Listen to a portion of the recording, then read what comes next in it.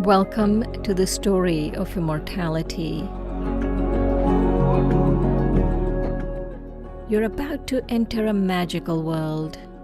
We invite you to savor the feeling of peace, love, and wisdom as it opens your eyes to your true self, to reality itself.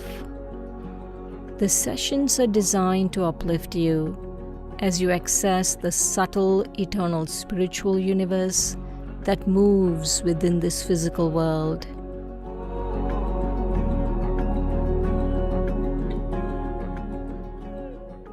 To take maximum benefit from this series, we recommend the following important tips.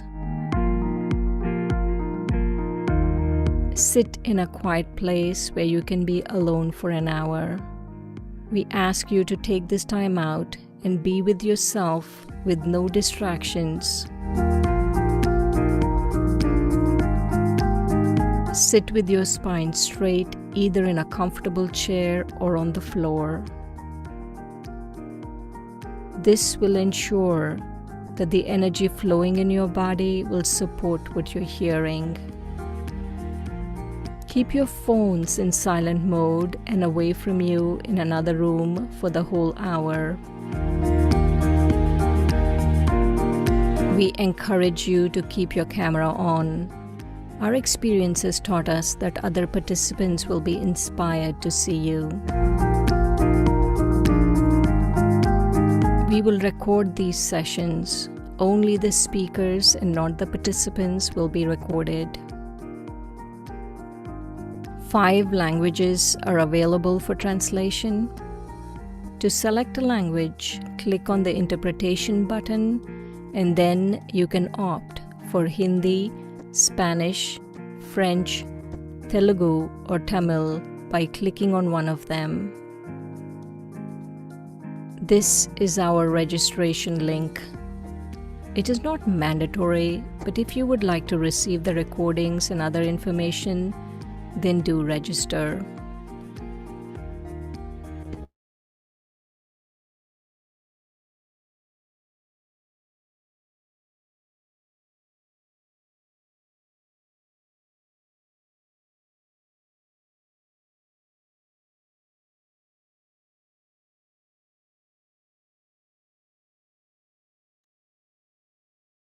Om Shanti. Welcome to the story of immortality presented by Brahma Kumaris. Today is episode 7, Confluence Age. So now we will see the flow for today's program, and then Sister Shireen will be with us. She will introduce us today's guest speaker. Om Shanti.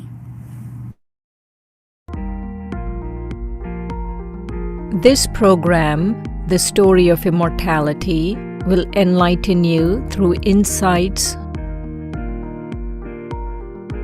visuals, and meditations. We will begin soon with 15 minutes of sharing with a senior teacher. Then Sister Shireen or Sister Dorothy will make a 30-minute presentation, interspaced with 2 meditations that unwrap the book. Lastly, we will address questions from participants for 10 minutes.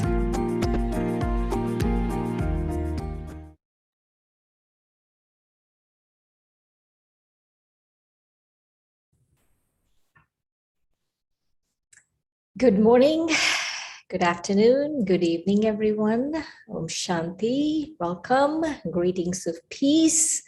It's wonderful to be here with all of you. And so today we have a very special guest, as always. And the special guest is Brother Eric. Brother Eric lives in, there he is. So he lives in New York. He has been practicing the teachings of the Brahma Kumaris for over 35 years. Is that right, Brother Eric? Okay, great. And so the other thing I wanted to mention about Eric is he's very light, very practical, And also, he does take care of a lot of admin details. He is very spiritual, but he's so spiritual that he's able to do admin with ease and lightness. So here we have Brother Eric. Welcome. Thank you. Om Shanti. Good morning. I have a question for you. So today's topic, as you see, is the confluence age. And so my question to you is, when you first came to the Brahma Kumaris, what was your experience of the confluence age? When I first came to the Brahma Kumaris, I knew nothing of the confluence age. Hadn't heard it, didn't recognize it, didn't know what it was. But that was kind of the third step in understanding it, because the first one, I'm hoping that everybody who is participating in the story of immortality has that recognition of a spiritual self, soul. And so that was a big insight. And the term that comes up, which is actually in the title, is immortal. And that concept that there's an everlasting self was huge for me. I'm the soul, I'm eternal, I'm this animating force. And so that kind of matched some of my background, which was totally different. And one of the principles is that you can't create or destroy matter. And so that the world is eternal and I'm eternal, and somehow we interact with each other. And I come from a Western perspective. And so there was two concepts, creationism and evolution. And there was, eternity before now, and there's an eternity after. And then there's a concept of beginning and end. And when I was taking some of the classes for the Raja Yoga, those were combined. That time is eternal, matter is eternal, but there's a beginning and an end. And at the end is a new beginning. And once I heard that, I started to see that everywhere. There were lots of cycles, and there was lots of times when different things come together, a confluence. And so it was life-changing. All right. So this concept of eternity, that changed your life? I mean, what changed your life? Well, first of all, that I am not something with the soul, that I am the soul that goes on and has the body. That was the first awareness that hadn't thought about before, but just fit very quickly into my consciousness. And then the concept, which I hadn't talked about growing up, I was trying to get a job and all sorts of things, experience the world. So I hadn't thought deeply about much. But the idea of time and matter and eternity and who we are and the relationship that we have, all that came together. And in that sense of beginning, end, coming together, cycle, and that confluence age where the old is made new. Have that perspective also where in Western religious thoughts that there's an end to our society, Armageddon, Judgment Day, all sorts of stuff like that. And then after that, if you read about it, there's a new kingdom. There's a different something, a paradise after that. And so that's kind of a confluence. I had never heard that before, the term, up until that time. And so recognizing that, this is also an understanding, but it was actually much clearer and pointed. So I am going through a process of change and recognition, and I have this sense of transformation. And therefore, this is the time when we become elevated, or as one of my senior teachers says, we are ascending. We come down, which is the law of thermodynamics. We're always decaying. We hit bottom, and then we need a charge, and that's our relationship with God that brings the soul back to power, and we start again. So it's a wonderful concept for me to recognize that I'm in a time of change and upliftment, and recognizing what's going on helps me manage all the issues that the world is seeing. So walk me through. You were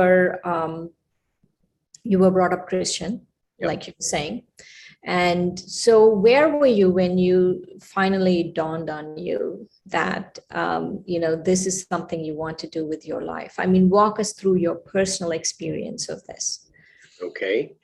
Well, I will see if I can, but heard a little about the Story of Immortality Foundation, some of the classes from the Brahma Kumaris. And the first one was about who I am, soul. And it reversed a concept that I had, that I was brought up understanding that I was the physical being and I had a spiritual, and that on my death would go on somewhere, heaven or hell. And when I started to listen to the teachings here, I reversed that. It changed in my mind. I'm no longer the physical being with the soul, but I'm the spiritual being who has the body. And so that alignment of my awareness changed huge. And then one of the principles in Christianity for me is that God creates us in his own image. And using that kind of a formula, if I know I'm a spiritual being, a soul, energetic personality, then so is the Supreme, so is God.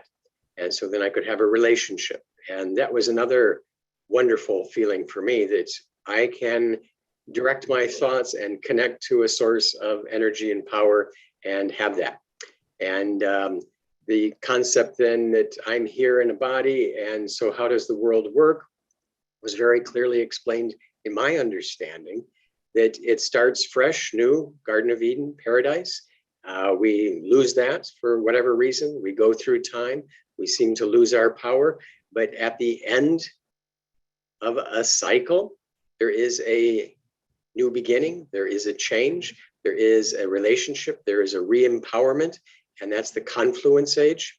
And then I started looking around with that concept. And there's confluences all over the place. Night and day is a confluence, from summer through to winter and back again is a confluence. New Year's Eve in our culture is a confluence, one year and another. And so there's always this kind of change in nature. It continues on. And it's quite a wonderful recognition to be a part of that and have that awareness and know that I am witnessing a huge change in the world, in the earth, and it is going from an old, troublesome time, that's my perspective, and going to be transformed into what we all remember deeply in our traditions, paradise, Eden, heaven. So I have another question for you. When was the first time? I mean, I want you to walk us through your personal experience. When was the first time, or not necessarily the first time, your most profound experience of you thought, oh my God, this is the confluence age? Not just day and night, not just seasons, but the overall time. Okay. I'm not sure. I think I did some dancing and, oh, wow, this is good. I don't know exactly that moment. I don't have that recollection, other than having the feeling that, I hadn't seen this before. My life has changed, and it kind of is a reverberation of silence. That it just, if you've ever had that experience, this has happened to me a number of times on a spiritual level, that I've had a recognition of a thought or a truth, and that seems to be so powerful that nothing else is taking place inside of me. And it's not a void, but it's a complete fullness of the awareness that makes me pause or silent or, honor that moment through non-activity. If that gives you any more of the specifics of the details that you're looking for. No, it does. We will move on. You did work on the book, The Story of Immortality. So what was your experience working on the book? I did.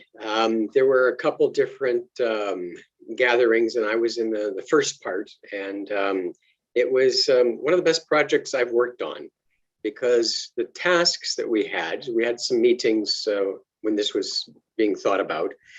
How do we want to organize and how do we want to plan? And so we came up with the themes.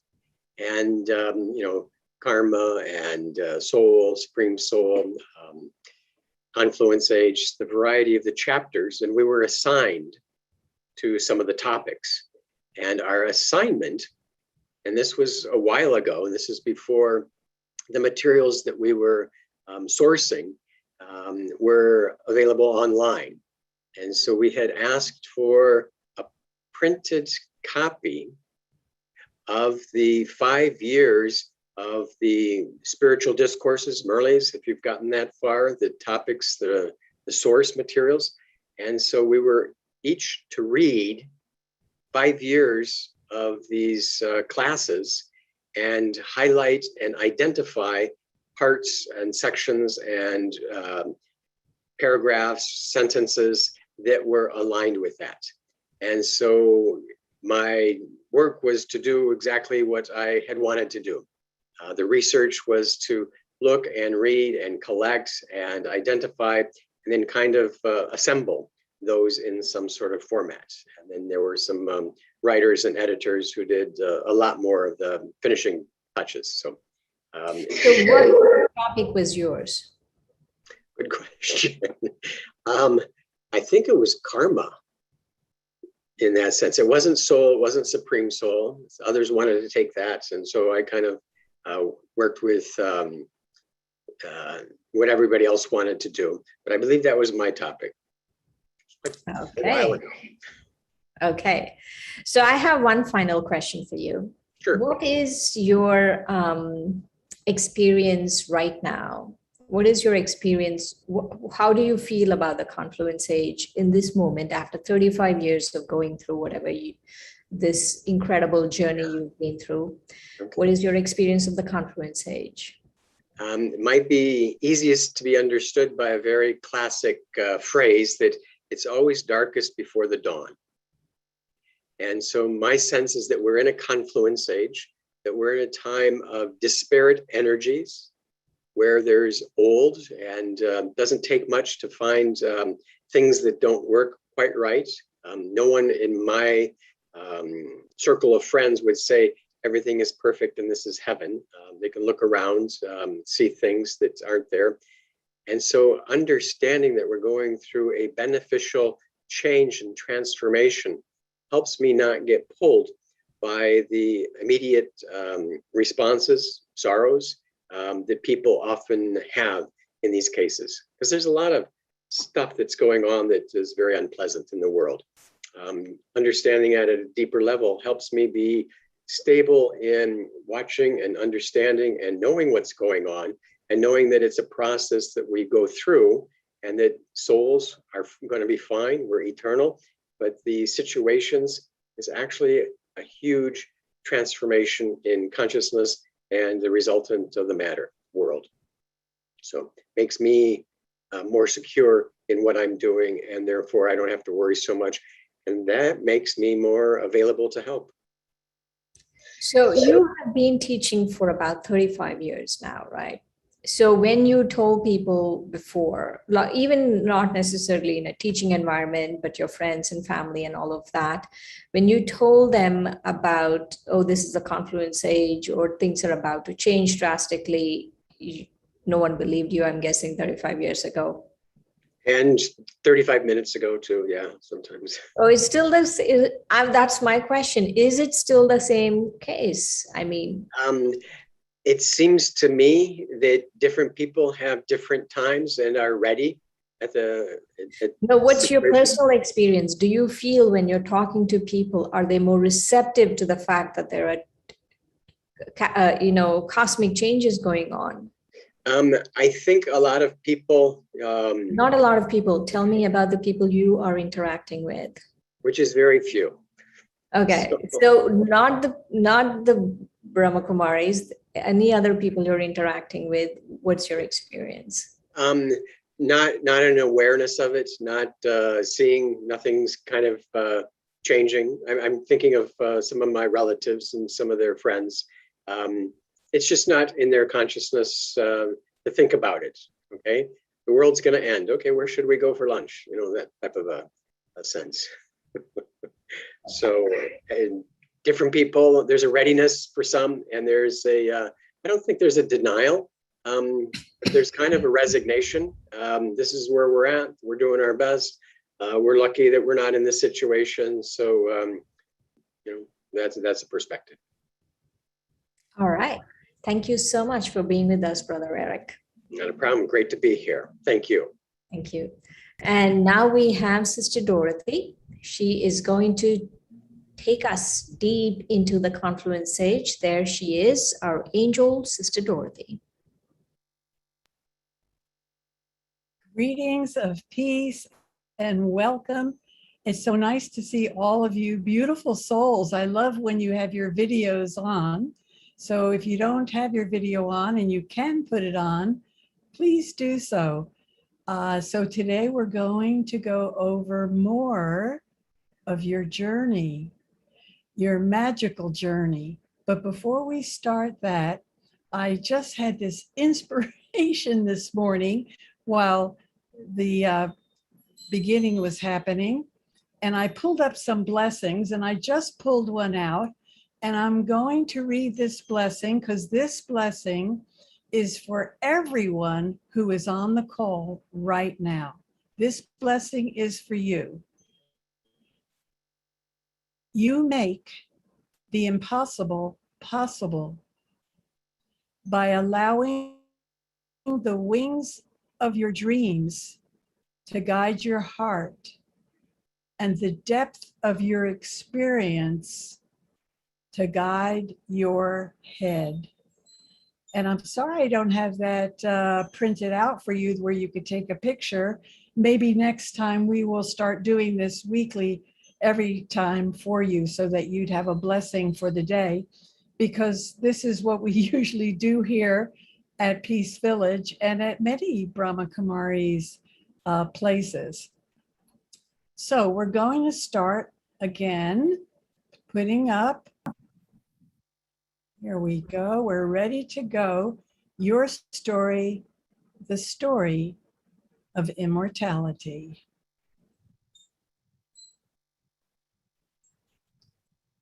And Eric touched a lot of what we're going to talk about today. Very good, Eric. You're just right on the mark. The night is ending. Yes, the night is ending and the day is beginning. But of course, we're talking about the night of humanity that's ending. And we can look around at our world and see that our world is filled with sorrow and pain for many people. And so what can we do? Well, as we step away from the old world in our consciousness, we don't actually step away from life and reality, but just become detached, not emotionally connected to the old decayed world that's where there's so much sorrow. And so this is a practice that happens when we do meditation. And when we do this and we can see the world as it is, but not be emotional about it, not take on sorrow about it, then the quality of the atmosphere we are in other words, the quality we experience, and the atmosphere we project for others changes. And that's most important, isn't it? That the atmosphere we project changes, okay? And so we step away from the old world and a new world emerges. And so we create a new paradigm as we begin to transform our own awareness, our own consciousness. You know what happens? A magical chamber is born. A magical chamber within your own thinking, your own reality. And it's not that it's a mystical thing that's not real. Even though we may not see it, it is real. We can't see Wi-Fi, but we know it works. We can't even see Zoom, but I see all of your beautiful faces. We know it works. And we can't see how planes stay in the air, but they do. And we can call all of these things magical chambers that we create in our mind and they manifest in the real. And when this happens, a soft, warm feeling embraces you. It's just a feeling, a spiritual feeling. And you find yourself immersed in a world of purity and peace. And we can say this is as familiar as being home, and yet nothing that you have ever experienced. So it's a new experience. And so we can see this world we're living in this picture. I want you to really notice this picture because we've been living in a foreign land. And look at that. We see these things all around us where people, souls are abused, they are mistreated, there's crime, there's pain, there's disease, there's sorrow, and none of this seems like it should be. Do you all agree? You can just shake your heads like this, or if you don't agree, you can shake your head otherwise. But I think all of you probably agree. Yes, this is the world that surrounds us. And even though we may not be experiencing as much pain as others, there are many, many souls out there experiencing pain, experiencing this sorrow. Shall we see where we were and where we are going? Doesn't that sound exciting? I want you just to look at this picture that's to the left. Because what happened is that this is how we began. You can call it the Garden of Eden, the Garden of Allah, Paradise, Golden Age, many names. And as Eric was saying, in all traditions, everyone remembers a time when the world was in a state of perfection, a pristine world. But over a long period of time, it seemed like we lost everything. We lost our elevated status. And guess what else we lost? Think about that for a moment, what we may have lost. But before you answer in your own mind, look at that picture and think about, yes, I would like to live there. Wouldn't that be wonderful? Where there's so much splendor physically, but also I feel it spiritually. And so one of the things we lost, besides our elevated status, was even our memory of what we were and the memory of what we're going to be. Okay? I hope you understand that. Okay? So we're going now to look through the window of time. We wandered into a degraded and dangerous place, starting out in that beautiful scene you saw. And you can see by this cycle of time in front of you that half of the time is sunny and bright, filled with happiness. You can see the cursor moving around. And half of it is shadowed by darkness, filled with sorrow. Sorrow for many souls out there, many souls. And so this is a clock, not only in time, but even into our personal story. But how did this happen?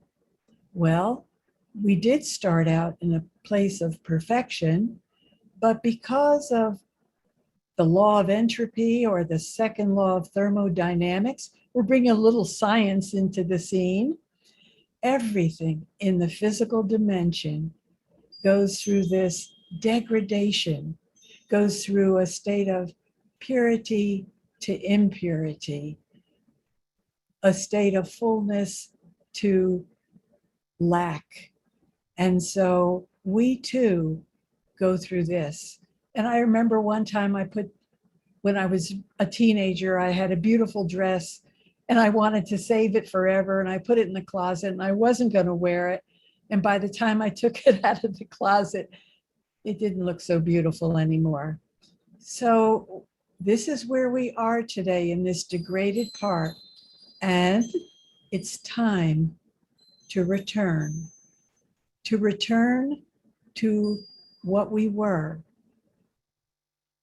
a place of perfection where we frolic, enjoy, where there's no labor. You don't have to go to work. Everything is truly a paradise.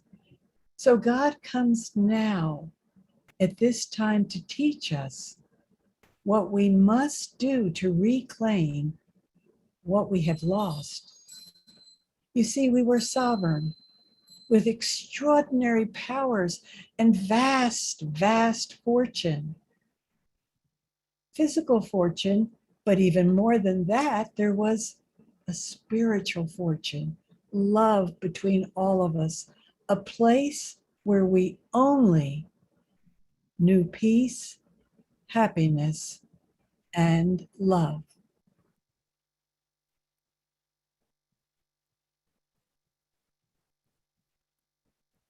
So the Supreme Soul, the one of all goodness, tells us that if we study these lessons well, that he gives us here, and not only study them, but apply them to your life, you will reclaim the sovereignty you once had. And so the middle picture, you see all these students studying. Now that doesn't mean you have to dress in white and look like these. You can go on with your work and your business and your play, but study this knowledge and have connection with the Supreme Soul, the one who will take us to this new world that you see on the right, paradise. It is a wonder. And so now the choice is up to you. Will you walk through that door, the magical door, or will you close the door and go on with your life as is? We are now going to have a meditation. So I would like for you to sit comfortably and please leave your eyes open as we start this meditation. The residual effects of meditation are greater when you keep your eyes open, and it becomes a living meditation. Shift your awareness from the outside world, the things you have to do, want to do, and shift your awareness to yourself, the soul, the space between the eyes and behind the forehead. You, the soul, gazing through the eyes. It is not the eyes that see. You use the eyes, but all that information goes to you, the soul. And the same with the ears, what you hear, that's going through the ears, but to you, soul. And so allow yourself to invoke the perfection from your spiritual father, God, the One. Keeping your eyes open, and allow a stream of goodness to come over you, engulfing you in splendor, in beauty, and purifying you, rejuvenating you, the soul, as you connect with the Father of your soul. Allow your mind to go up, outward, beyond, above, and connect with the most brilliant star, your Father, your spiritual Father. And let his rays of love, rays of peace, cleanse the soul, rejuvenate you. Drink the peace, and let these rays cover your whole body. Feel them and absorb them within you, the soul. Taking in this peace, this joy, and enjoying this space, this magical chamber that you have created by shifting your awareness and remembering the souls of the world that are in sorrow, in pain, but also knowing that there is a better world, a better place, and a better you within this shift of awareness, taking from the One, being colored by the One. Just absorb and be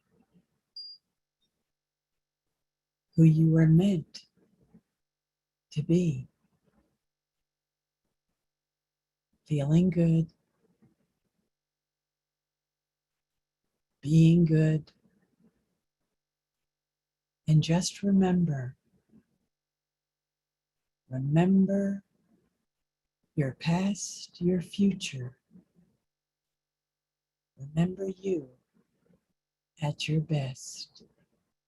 Om Shanti. Well, I hope you not only liked that, but I hope you also took benefit from that. And we're going now to see our second presentation.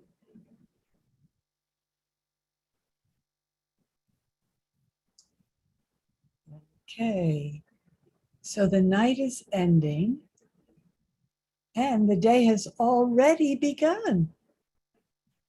And many have already awakened.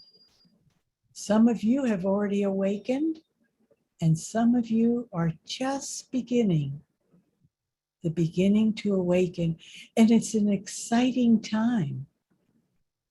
But the whole world, the majority of the world, is still in total darkness. But when it is the darkest moment in the night, it is also the time for the first light of dawn. And what we feel is that this knowledge is the first light of a new dawn awakening, a new life. The night of seeking comes to an end because the day of enlightenment begins.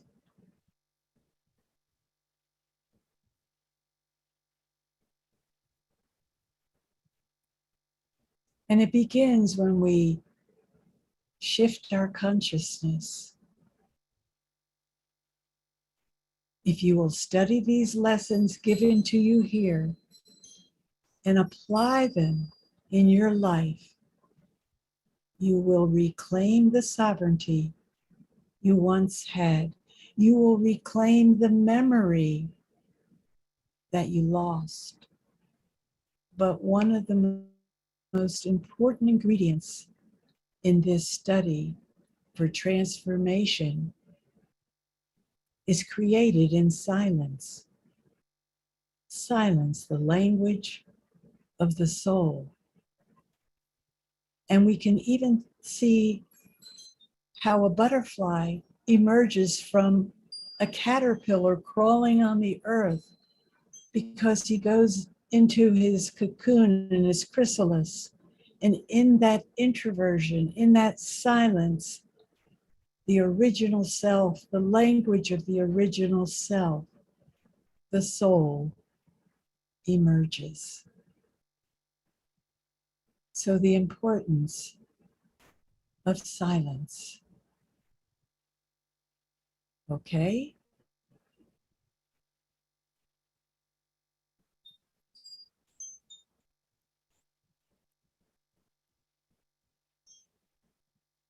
As you learn to be still in silence, and it's not just a silence, but a silence of the mind will cooperate and your divine intellect will emerge, giving you divine insight, guiding you to move forward. And so it's a very special silence that I'd like to point out. It's not the kind of silence you would experience in an elevator or your mom giving you her cold shoulder to you. No, it's a sacred silence. We are now standing in that unlimited confluence age. At the top of the cycle, you see the top of the cycle? And the passage of time within time that takes us into a phenomenal, unparalleled time. A time through which we pass, which we cross from the old shore to the other shore, from the old world to the new world. We move to the other shore.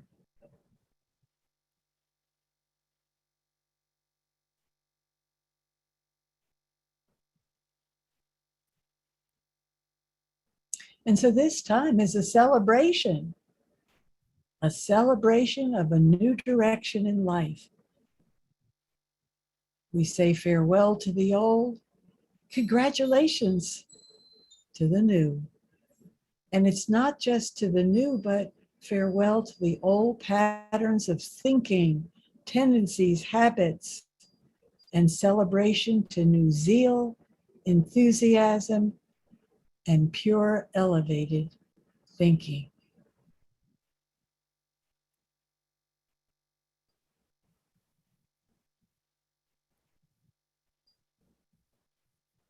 It is at the confluence age that this very auspicious meeting between souls and the Father comes to meet his children. As we visualize that brilliant star that he is, he bathes us in his light. Our hearts are open, burdens melt away, and we feel suspended in time. Do not worry about the past, but continue to move forward. You must not look back.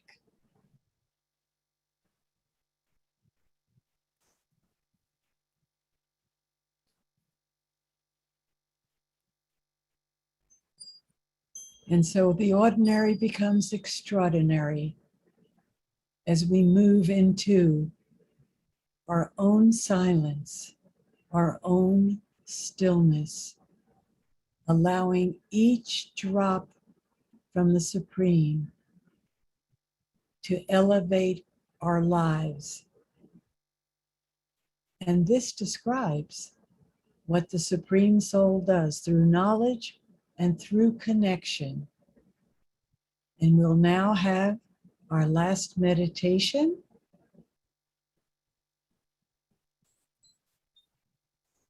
Again, just enjoy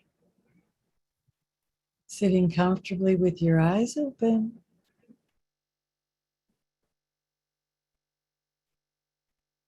And let's daydream together how the Supreme Soul, when I take my awareness to who I am, separate from the body, and I take my awareness to the One.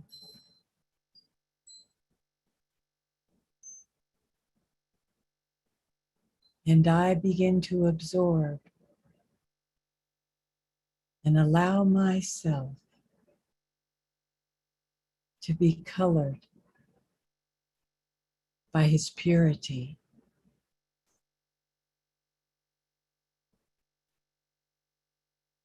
I connect my mind so deeply, so piercingly with the One, focusing, the One with all virtues.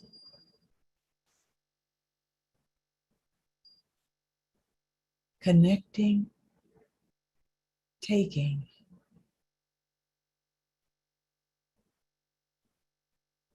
and filling myself.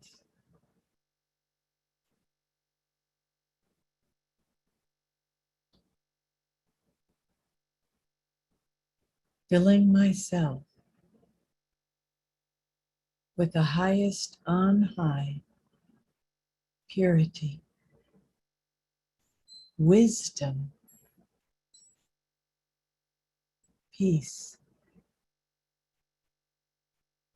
I feel like I'm just drinking this stream, this waterfall of goodness.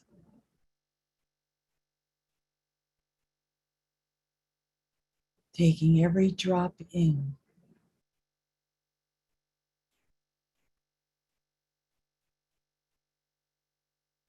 rejuvenating the soul.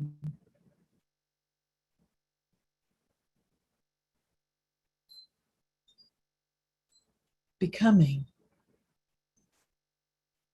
what I've always been, a pure, peaceful, and powerful soul, and sharing that vibration into the atmosphere,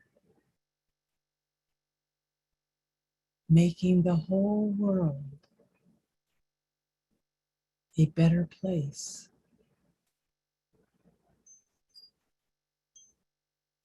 A better place for all, not just for me.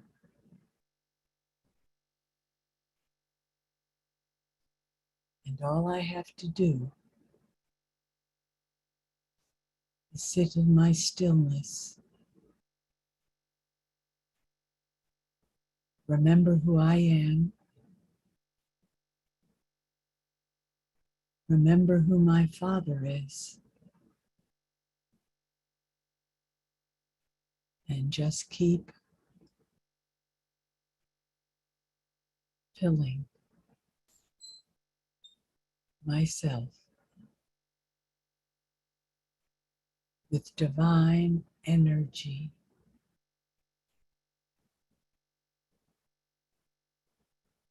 divinity.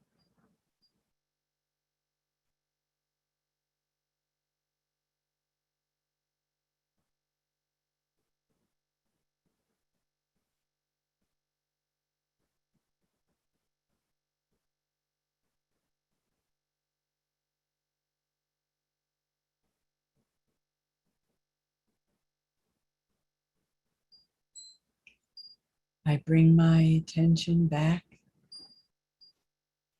to this world, to this place.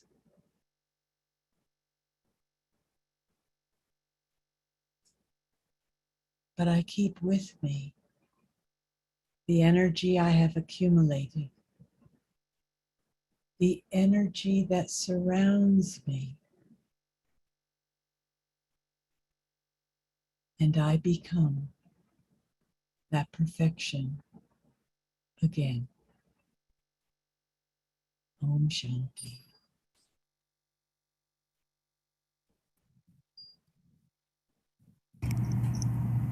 Om Shanti. It was wonderful experience. Thank you so much.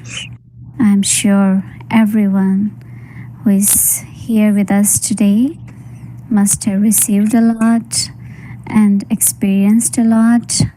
So special thank you to be part of this series. And now I would like to invite our two presenters, Sister Dorothy and Sister Shireen, and they will take up the question and answers. So you can write your question in our chat box and they will be able to answer. So Thank you, Sister Bhumika. welcome Sister Shireen and Sister Dorothy. Om Shanti, everyone. It was very beautiful, Dorothy Ben. Thank you, Sister Bhumi. If anyone has any questions, they can send it to the chat. Someone's asking you to repeat the blessing. I have it off the screen now, but I remember part of it. It was allow your wings of dreams, something about your wings of dreams. I'll tell you, I will look it up again as we go on with the questions, and I will find it. How's that? So Okay, I have one question I want you to think about while you're finding it. It seems an important question. Technological advancement in a better world. Compared now to the past medieval ages, the world has experienced a lot of growth. For instance, from industrial revolution to now with globalization, the internet, etc., technology has made modern life easier than it was in the Middle Ages. Is the world not becoming better with all the technology? Okay, first I'd like to read the blessing. I found it, and then I will answer the question, if I may. And the blessing is, you make the impossible possible by allowing the wings of your dreams, the wings of your dreams to guide your heart, and the depth of your experience to guide your head. Both of these are important, aren't they? The head and the heart. And from maybe tomorrow, certainly by next week, we will post the blessing so you could take a picture of it because they're very beautiful. Yes, the world has technologically advanced a lot in the last half of the cycle, and we call that IT, information technology. You mean last half century, right? Not half cycle.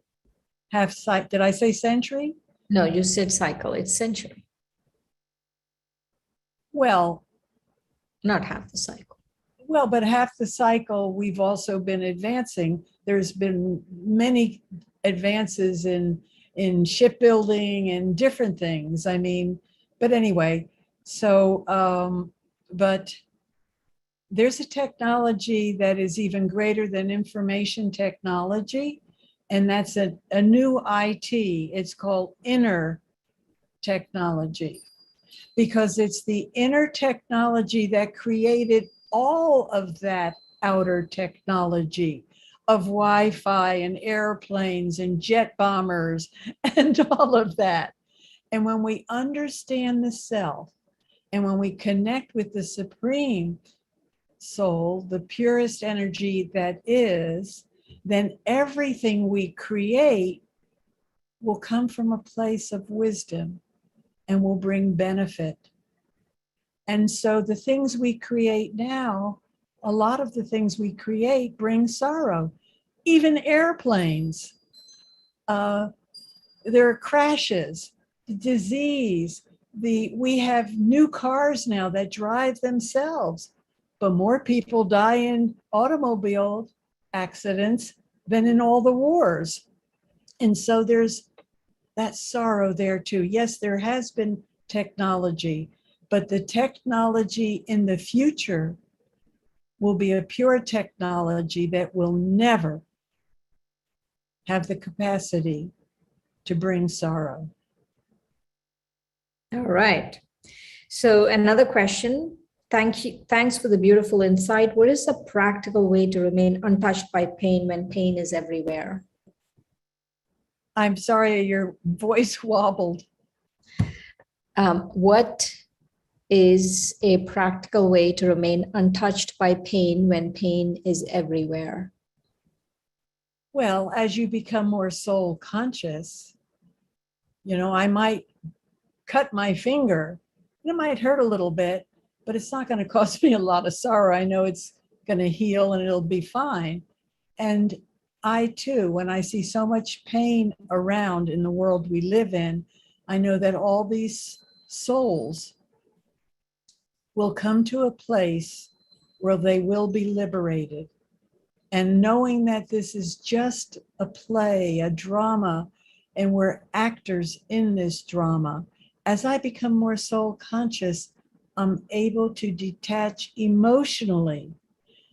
And this is really important, because I'm able to detach emotionally, I'm actually able to give more mercy and more light to any negative situation. But if I begin to feel the negativity and the sorrow of that situation, then that sorrow colors me. And in Raj Yoga, we learn to color the sorrowful world with happiness, with joy, but even more than that, with understanding and experience. Another question. Did you see the world which you're talking about, that this golden world? Yes, I did. I've had visions of that. Even before I came into this knowledge, I had visions of it. But what's even more important than that, because many don't have visions of it, but what feels right in your heart? Do you know that the heart is more intuitive than the brain? This has been proven, that the heart has mental telepathy. It's extremely intuitive. And so just follow your heart. What you want, what you dream of, what you want it to be. Do you want it to be true? It will be true for you. If you don't want it to be true, it won't. That will be true for you as well. Right. One last and important question. Okay. I've seen for the past century or so a lot of spiritual teachers, so-called life coaches, and business philosophers have popped up like never before. Is this also expected in the confluence age? So much information about personal development. How does someone know who and what to follow? Again, you just have to explore everything and follow your heart. I explored for 17 years before I found this path for me. I know this path isn't for everyone. I know that in my heart and in my head. But just follow your heart and keep your heart happy. It's my advice to everyone, no matter what path you choose. or what path your journey takes you on. But it's been very nice to be with all of you, and Shireen, I will see you in about a week. Thank you, Dorothy. That was wonderful. There's a couple more questions, but we can address them tomorrow. Okay.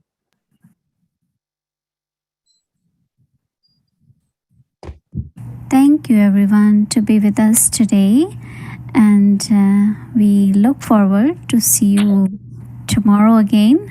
Today was episode 7 and now tomorrow will be episode 8. So same time, 11 to 12 noon Eastern time, and here you are seeing in front of you the link for YouTube channel, The Story of Immortality, where we are uploading all the recordings of our sessions. So you can visit our YouTube channel, you can share the links with others, and also revise the link. And also we have our email address. You can send us email, your suggestion, anything you would like to share, your experience. And also, if you would like to receive your email regularly, our reminders and everything, here is the registration link.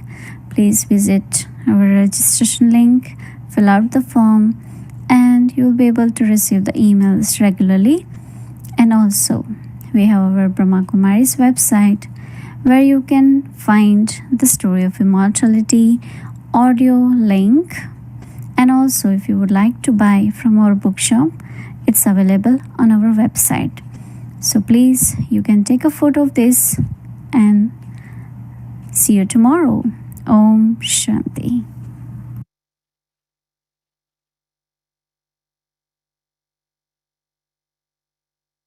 And let's end with a moment of silence.